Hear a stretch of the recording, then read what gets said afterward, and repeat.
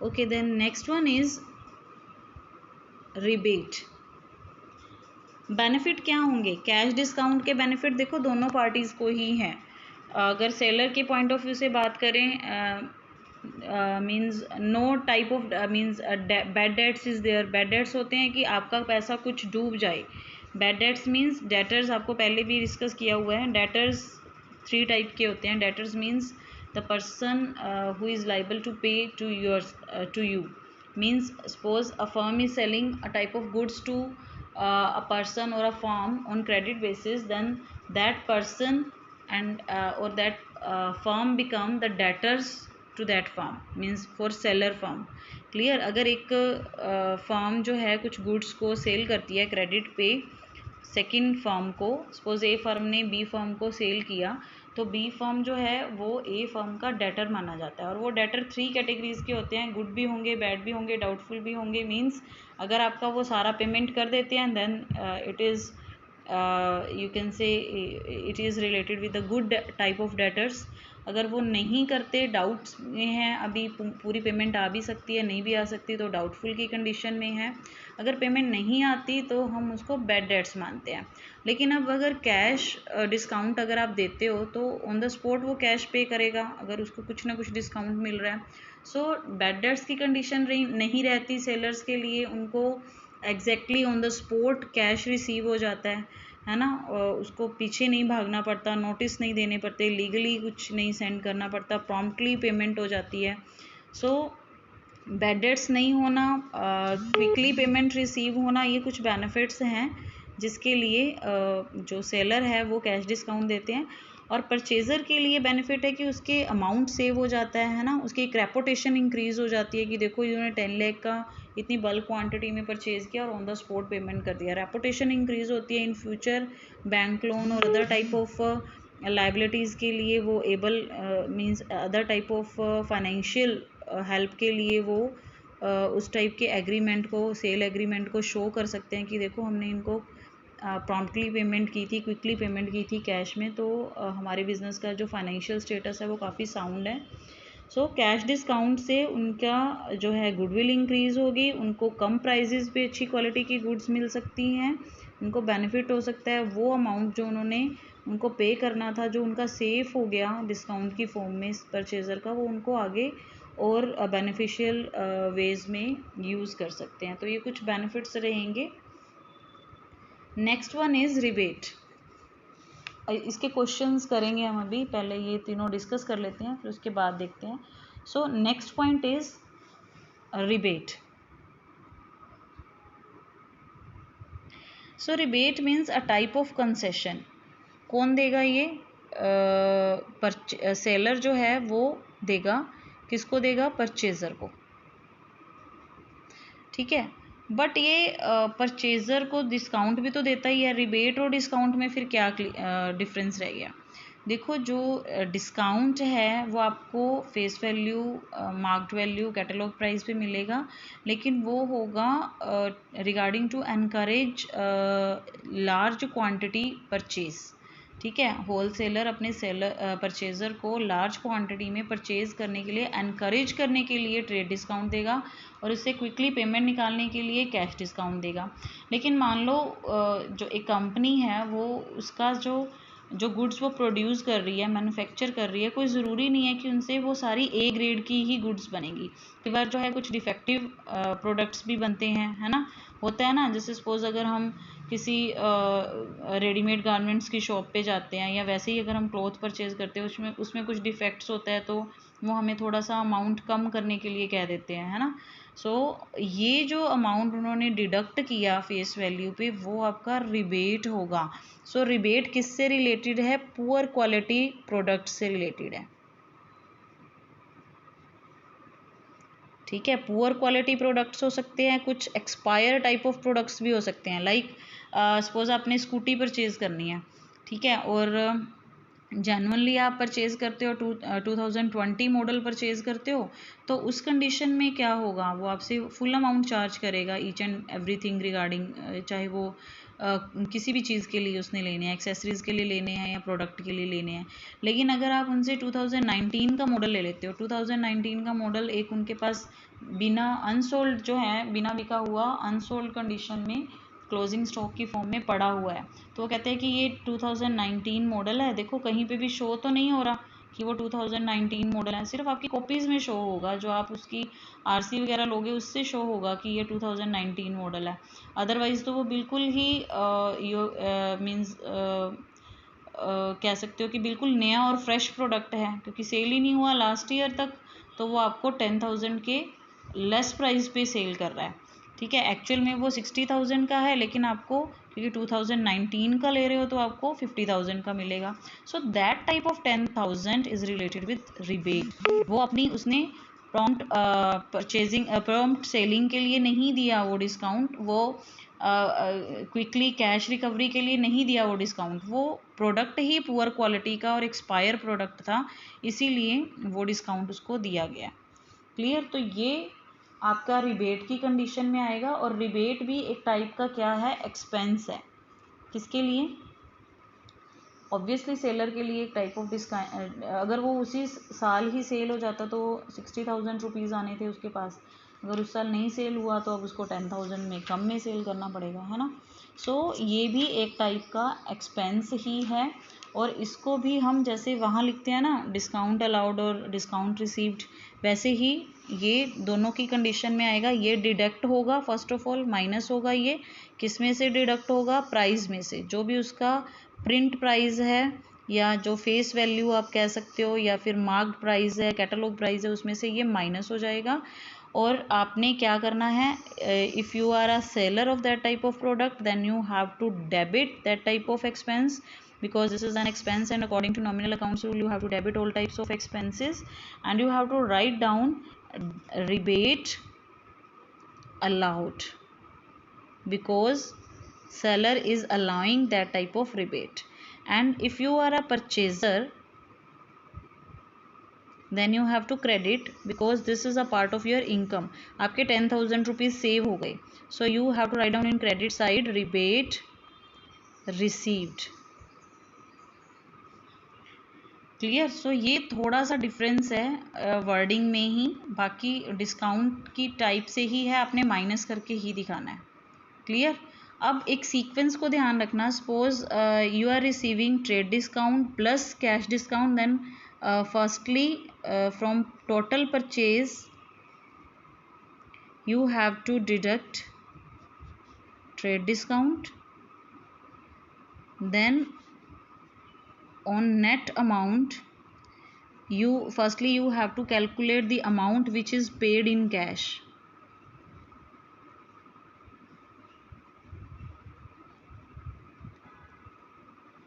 इसको कैटेगराइज कर लोगे आप। देखो पहले आपने टोटल सपोज 10 लाख की आपने परचेजिंग की है, 1 लाख का डिस्काउंट दे दिया, so total net amount which is payable by you is 9 lakh. So अब यहाँ पे आप देखोगे कि अगर सारा का सारा 9 lakh on the spot payment में है कैश की फॉर्म में, देन यू आर रिसीविंग 1% और 10% जो भी रेट है, सपोज 10% इज़ देयर, तो आपको 9 लाख पे ही 10% का कैश डिस्काउंट मिलेगा। सपोज अगर आप 4 लाख पे कर रहे हो और 5 लाख बाद में पे करोगे, then you have to categorise this amount into 2 categories. First one is 4 lakh and second one is 5 lakh, means the amount which is paid in cash on the spot and the amount which is not paid in cash on the spot. So suppose 4 lakh is the amount which is paid by you on the spot, then you have to calculate cash discount on 4 lakh, so at the rate of 10%. so आता है आपको 4 लाख का 10%, कैसे निकालेंगे? 4 lakh into 10 by 100, so 40,000 is the figure. So you have to deduct 40,000 cash discount from 5 lakh. So exact amount is suppose 360 you have to pay in cash. And next suppose 5 lakh is not paid yet. So what is the scene of journal entry? क्या scene रहेगा इसका? देखो अब यहाँ पे compound entry होगी, because more than one aspects are debited और credited. So first of all you have to find out all types of all aspects of this transaction. So transaction क्या है, सपोज एक ट्रांजेक्शन क्रिएट कर लेते हैं, Mohan and company purchased goods of ₹10 lakh from कर दो, from Ram and sons and they are providing trade discount of rupees, ये percentage में भी आ सकता है, of ₹1 lakh and cash discount at the rate of 10% on cash payment। ये तो understood ही है कि कैश डिस्काउंट है तो कैश पेमेंट पे ही होगा, कोई ज़रूरी नहीं है कि कैश पेमेंट आपको राइट किया होगा। Clear. So what is the journal entry regarding this transaction. So first of all you have to pick all main aspects. First main aspect is purchase, goods की परचेज हुई है। Clear. Secondly कुछ payment cash में भी आई है। Thirdly cash payment पे आपने discount भी दिया है। So third main aspect is discount. And fourth one is कुछ अमाउंट हमारा पेंडिंग भी है जो हमने उनसे रिकवर करना है।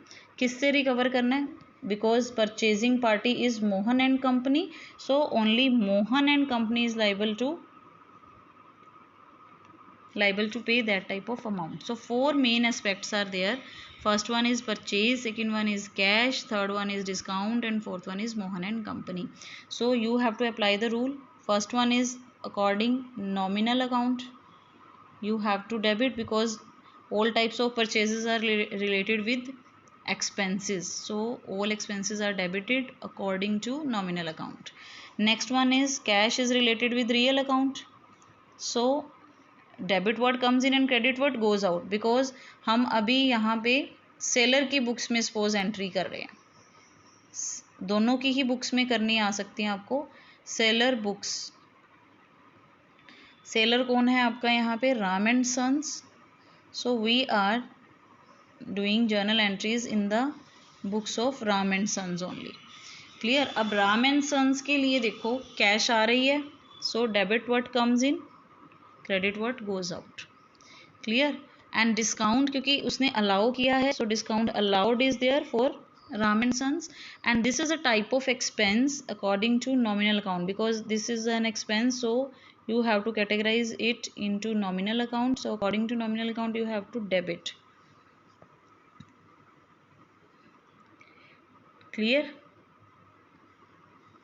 अब यहाँ पे क्योंकि राम एंड सन के लिए परचेज नहीं है, राम एंड सन ने सेल किया है, सो राम एंड सन के पॉइंट ऑफ व्यू से वो सेल है। According to sale this is related with nominal account and this is an income for Ram and Son. Clear. Mohan and company से उन्होंने अभी रिकवर करना है amount, so this is related with personal account, and according to the personal account rule debit the receiver and credit the giver. So अब इसमें आपने entries कैसे करनी है। First of all cash is in comes in form, cash आ रहा है, cash account debit. कितना कैश आया, 4 लाख लेना था, उसमें से आपने 40 का डिस्काउंट दे दिया, so 360 is recovered from Mohan and Sons. So cash received is 3,60,000। Discount दिया है इसको, so that type of discount is also an expense, so according to nominal account you have to debit discount allowed, account debit with the amount of 40,000। ये 4 लाख हो गया आपका। Clear. Remaining amount क्या है आपका, 5 लाख का, एंड 5 लाख जो है वो आपने इससे अभी रिकवर करना है, so that person becomes your debtor. ठीक है ना, ये आपका डेटर बन गया है। सो डेटर मीन्स कि आपने इससे अमाउंट रिकवर करना है। सो अगर हम रूल के अकॉर्डिंग देखिए, debit the receiver and credit the giver. ठीक है। So that party is receiving the goods, ये पार्टी आपकी सेल की हुई गुड्स को रिसीव कर रही है, so you have to debit. किसको डेबिट करोगे आप, राम और सन्स की बुक्स में एंट्री कर रहे हो तो आपने मोहन से पैसे लेने हैं, Mohan and Sons you have to debit. Account की ज़रूरत नहीं है, only Mohan and Sons debit. कितना अमाउंट लेना है आपने इनसे, 5 लाख रुपीज़। क्लियर। अब लास्ट एस्पेक्ट इसका क्या रह गया, sale. So sale a type of income is there, so you have to credit according to nominal account rule to sales account. Clear. अब टोटल सेल कितने की हुई है, total cell amount is 9 lakh, कि 9 में से 4 आपको मिल गया, 4 में से आपने डिस्काउंट दिया और 5 आपने अभी लेना है, टोटल अमाउंट इज 9 लाख। अब इसमें आप एक चीज़ ध्यान से देखो, there is no need to write down this type of discount in the books of accountancy. हमने उस 1 लाख को कहीं पे भी शो ही नहीं किया, हमने अपनी सेल ही 9 लाख की दिखाई है। सो ये है ट्रेड डिस्काउंट की, ट्रेड डिस्काउंट का स्टेटस, उसको आपने कहीं पे शो नहीं करना। You have to consider, you have to write down only the exact amount of sale after deducting trade discount. ये ट्रांजैक्शन में, ये जर्नल एंट्री में किसी को कुछ पॉइंट क्लियर नहीं हुआ हो, okay. Now in the books of Mohan and Sons, Mohan and Sons क्या हैं, परचेजर हैं, तो वो भी अपनी बुक्स में इस जर्नल एंट्री को राइट करेंगे ना। So according to that person, ये क्या है, परचेज, तो परचेज को डेबिट करेंगे। According to nominal account, this is an expense, so purchase account debit. Clear. अब उन्होंने कैश पेमेंट की है, टू कैश। परचेज उन्होंने कितने का किया है, 9 लाख का। कैश पेमेंट उन्होंने कितने की है, 360 की, और उनको 40,000 का क्या मिल गया, बेनिफिट मिल गया। सो this is in the form of discount received, it's an income, it's a income, type of income, so you have to write down in credit side. Clear. But that party means Ram and Son becomes the creditor for Mohan and Sons. Mohan and Sons जो है वो liable है बाकी payment के लिए, 5 लाख की payment के लिए राम एंड सन्स को, और राम एंड सन्स जो हैं वो उसके क्रेडिटर बन गए हैं, ठीक है ना। या फिर आप रूल्स के अकॉर्डिंग करते हो तो राम एंड सन्स क्या हैं, पर्सनल अकाउंट में आते हैं। So according to personal accounts rule, debit the receiver and credit the giver, ठीक है। तो आपको गुड्स देने वाला कौन है, Ram and son, so Ram and son is the giver, so you have to write down Ram and sons, and the amount is, कितना amount उससे कवर करना है, 5 lakh, so you have to write down 5 lakh rupees in the column of Ram and Sons. देखो total 9 lakh हो गया, 9 लाख हो गया, वो 1 लाख का आपने कहीं पे भी शो ही नहीं करना जो आपका ट्रेड डिस्काउंट है। It's clear for you all.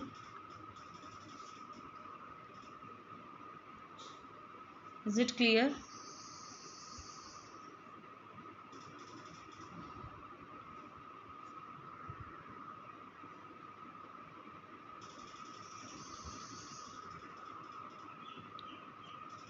Any query regarding this topic, means rebate, discount, compound entry and simple entry? Any query?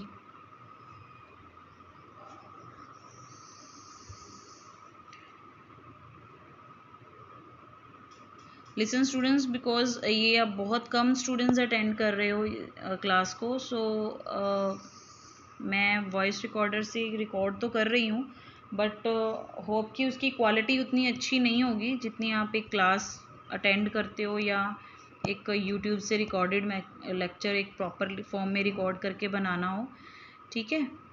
तो आप थोड़ा सा मीन्स ट्राई करिए कि आप ऑनलाइन ही क्लास लगाइए, मेरे लिए भी बहुत मुश्किल हो जाता है सब कुछ बाद में सेटअप करना। So I am trying to send you the same in recorded form. Clear. Last time की भी दोनों लेक्चर्स प्लस ये लेक्चर मैं कोशिश करूँगी आज या कल में आपको रिकॉर्डेड फॉर्म में सेंड कर दूँ, मे बी वो आपको आफ्टर 2 o'clock सेंड हो सकते हैं, ठीक है। तो प्लीज़ इस चीज़ का इशू मत बनाना कि आफ्टर 2 o'clock होमवर्क दे दिया मैम ने, वो आपने काम किया हुआ है। जिन स्टूडेंट्स की क्लास नहीं, वो किसी भी रीज़न से क्लास नहीं अटेंड कर पाए, क्योंकि कईयों का नेटवर्क प्रॉब्लम रहता है या कुछ और रीज़न रहता है, तो उनके लिए वो बेनिफिशियल हो सकता है। होगा थोड़ा पुअर क्वालिटी में ही, क्योंकि वो इतनी अच्छी क्वालिटी नहीं देता वॉइस रिकॉर्डर आपकी स्क्रीन की, और वॉइस की तो चलो फिर भी रहेगी, स्क्रीन की थोड़ी सी प्रॉब्लम आ सकती है। सो इसीलिए मैं आपको रिटर्न फॉर्म में ही करवा रही हूँ, बुक में से मैंने नहीं करवाया आपको।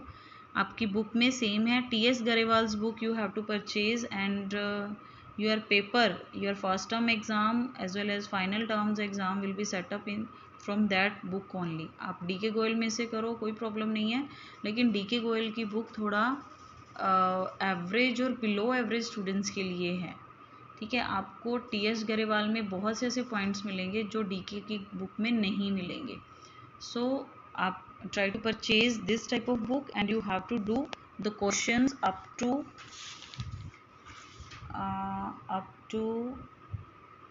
specific entries छोड़ दो, up to 6 you can do easily, clear। 1 to 6 question you can do easily from T S. Grewal's book।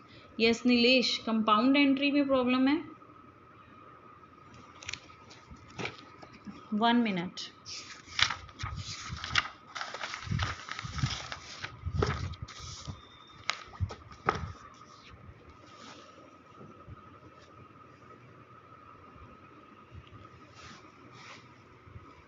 So compound entry means जिसमें आपका वन और more than one aspect debit रहेगा, और क्रेडिट साइड पे एक ही ट्रांजैक्शन, एक ही एस्पेक्ट रहेगा, या फिर इसका अपोजिट हो सकता है, means only one aspect is there in debit side and 2 or more aspects are there in credit side, ठीक है। कुछ भी हो सकता है। सपोज इसी एग्जाम्पल को ही हम ले लें, ये आपका एग्जाम्पल सिंपल में लिया था कि Nitin commenced business with cash, ठीक है। तो आपने सिंपल एंट्री कर दिया cash account debit to capital account.